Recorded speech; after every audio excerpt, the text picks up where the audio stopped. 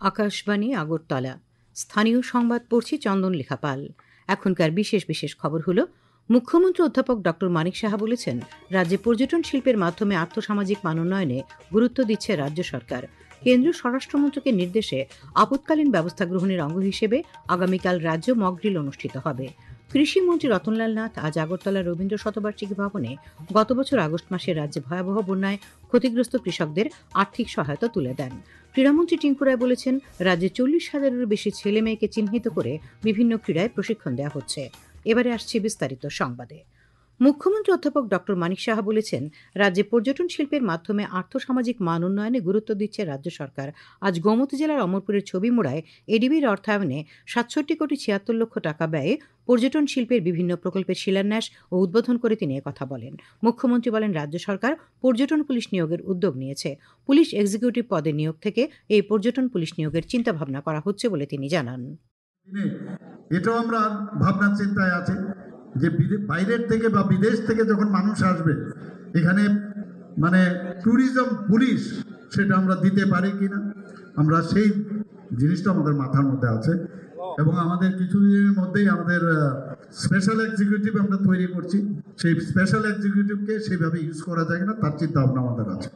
মানুষ নিরাপত্তা চায়, শান্তিতে থাকতে চায়, এবং যেভাবে অমরপুরে এত উন্নয়ন হচ্ছে এবং আগামী দিন এগুলো নিয়েই আমাদের কাজের মাধ্যমে মানুষের কাছে যাবে।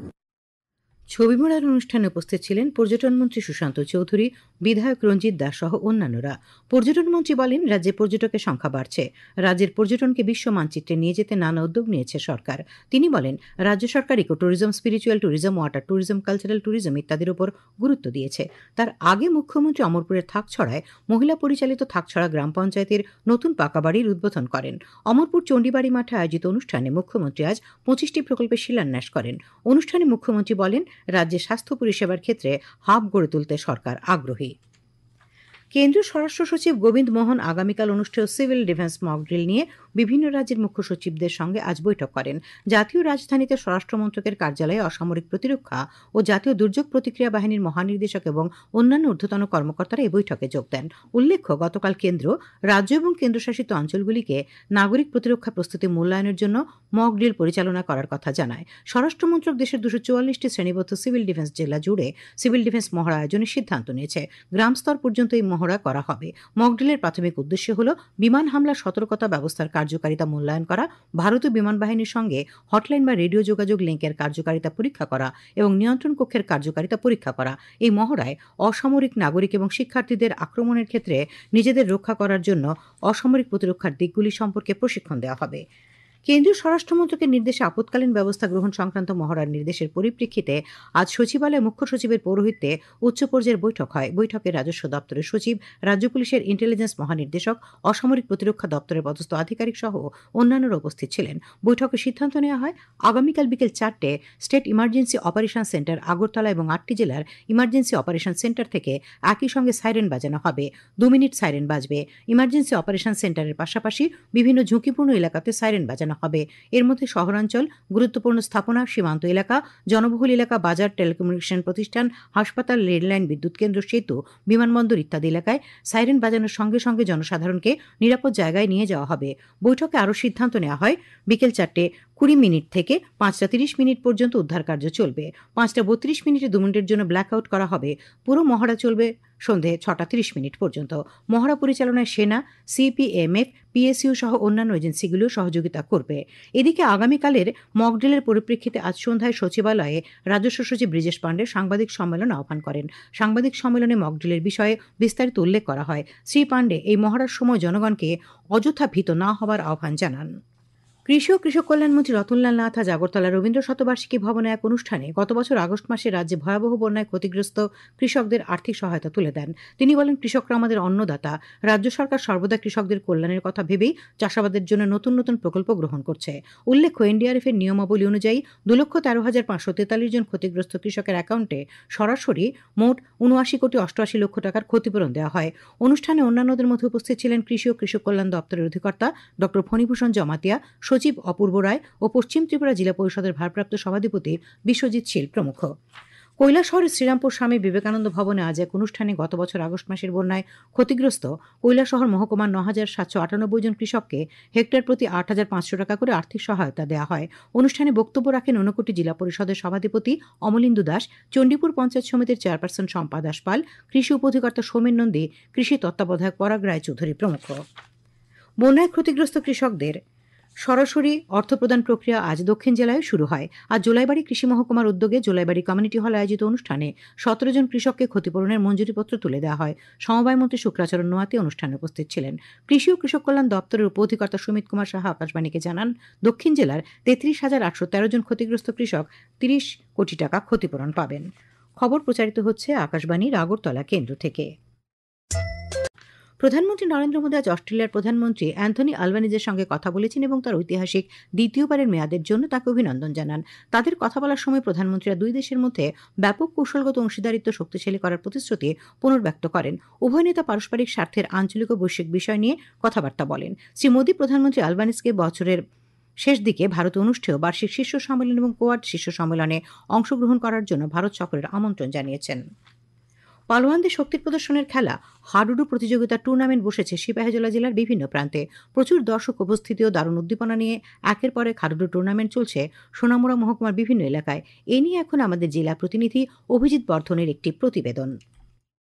নিয়মে প্রায় হারিয়ে গেছে কানামাছি, কোতকোত, সাততারা, নৌকাবাজ, দারিয়াবান্ধা, হাডুডুর মতো নানান গ্রামীণ খেলা। একসময় গ্রামের হাজার হাজার মানুষের অংশগ্রহণে আনন্দ উৎসবের আবহে অনুষ্ঠিত হতো এই গ্রামীণ ক্রীড়াগুলি। ঘণ্টার পর ঘণ্টা যাবৎ চলত এসব খেলা। আধুনিকতার ছোঁয়া লাগলেও সোনামুড়া মহকুমার বিভিন্ন গ্রামীণ এলাকায় এখনও আয়োজিত হয়ে আসছে বলবান বা পালোয়ানদের শক্তি প্রদর্শনের খেলা হাডুডু। প্রতি বছরই শীতের বিদায় থেকে বর্ষা শুরুর আগ পর্যন্ত প্রায় প্রতিদিনই সোনামুড়ার কোনো না কোনো গ্রামে রাতব্যাপী আয়োজিত হয় এই গ্রামীণ ক্রীড়া, জানিয়েছেন স্থানীয় রেফারি বিল্লাল হোসেন।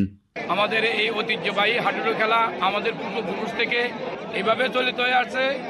আমরা জন্মের পর থেকে আমরা এই খেলা দেখতে পাচ্ছি। আমাদের বাপ চাচারা এই খেলা খেলছে। আমাদের ওই সময় ঐতিহ্যবাহী খেলা ছিল হাডুডু এবং গরুর নাড়াই, এই দুটো খেলা হয়তো। এখন গরুর নাড়াই তো হয় না। এখন আমাদের এই হাডুডু খেলাটা আমরা ঐতিহ্য এখনও ধরে রাখছি। প্রত্যেক এলাকার মধ্যে যারা বলবান শক্তি দেখানোর জন্য এখানে আসে আর দর্শক উৎসাহ পায়। আমরা আগের দিনেও দেখতাম যারা বড় হিসাবে চ্যাম্পিয়ন হয়তো তাদেরকে মেডেল এবং কাপ দেওয়া হয়তো।